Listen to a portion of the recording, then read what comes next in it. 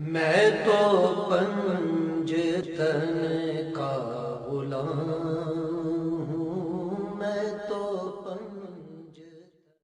لا حول ولا قوت الا باللہ العلی العظیم۔ اعوذ باللہ من الشیطان الرجیم۔ بسم اللہ الرحمن الرحیم۔ واجب القدر سامعین، السلام علیکم ورحمۃ اللہ وبرکاتہ۔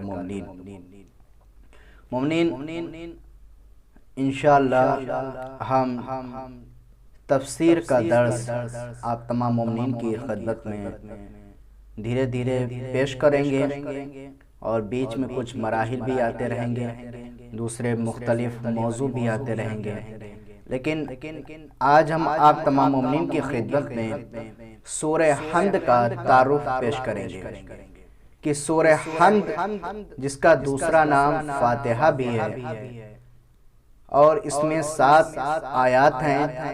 7 کا عدد جو ہے 7 آسمان، ہفتے کے ایام، طواف صفا اور مروہ میں سعی کرنا، شیطان الرجیم کو کنکریاں مارنا، سب کچھ شامل ہے۔ اور یہ پہلا سورہ ہے جو ہر مسلمان پر واجب ہے کہ حد اقل روزانہ 10 مرتبہ دن اور رات کو نماز میں پڑھے، ورنہ اس کی نماز باطل ہو جائے گی۔ لا صلاۃ الا بفاتحۃ الکتاب، کہ جو شخص اپنی نماز میں سورہ حمد نہ پڑھے اس کی نماز باطل ہے۔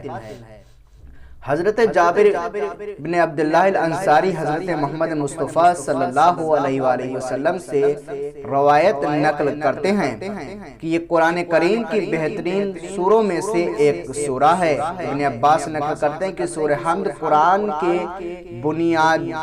کی بنیاد ہے۔ حدیث میں ذکر ہوا ہے کہ اگر 70 مرتبہ اس سورے کو کسی مردے پر پڑھیں، اگر وہ مردہ زندہ نہ ہو جائے تو تعجب نہیں کرنا چاہیے۔ یہ حدیث بحار الانوار جلد نمبر 92 صفحہ نمبر 257 میں موجود ہے۔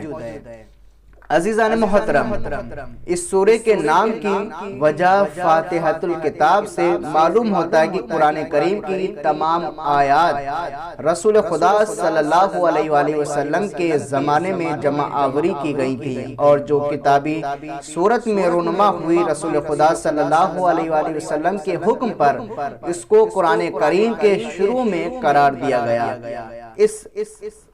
اسی طرح حدیث ثقلین میں بھی پڑھتے ہیں کہ پیغمبر اسلام حضرت محمد مصطفیٰ صلی اللہ علیہ وآلہ وسلم نے ارشاد فرمایا کہ انی تارک فیکم الثقلین کتاب اللہ و عطرتی، کہ میں 2 گراں چیز چھوڑے جا رہا ہوں، میں تمہارے درمیان 2 بھاری چیزیں چھوڑے جا رہا ہوں، ایک اللہ کی کتاب ہے اور دوسرے میرے اہل بیت ہیں۔ اس حدیث سے معلوم ہوتا ہے کہ قرآن کریم کی جمع آوری خود پیغمبر اکرم صلی اللہ علیہ وآلہ وسلم کے زمانے میں ہو چکی تھی، اور اسی وجہ سے یہ حدیث مسلمانوں کے درمیان معروف تھی۔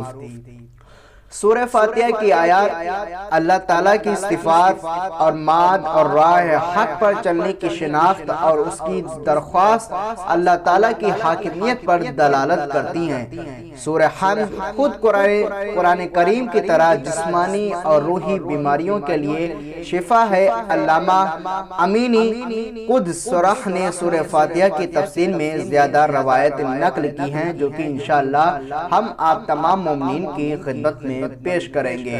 فقط والسلام ورحمۃ اللہ وبرکاتہ۔